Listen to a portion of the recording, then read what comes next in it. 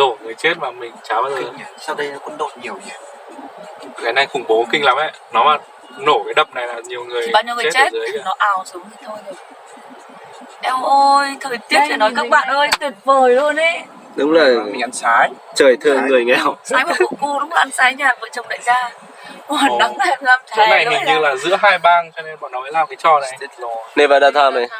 Chắc là Ôi, sẽ có một cái hay trục thế. nào đấy sẽ bảo có một cái quay đi cái giờ nào khác. Bác quay tiếp đi bác. Sẽ phải có một cái nào đấy khác vào cái giờ nào khác. Đây này.